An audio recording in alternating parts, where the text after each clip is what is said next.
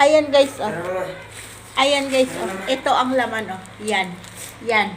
Yung laman mula sa Lazada na Rakita. Ayan guys, nakakapag-init ng ulo. Ha? Dahil isang linggong inantay ito ng anak ko. Ayan. Yan. Yan. Yan. Papel at saka plastic. So, ayan. So, guys, bumili yung anak ko ng Rakita.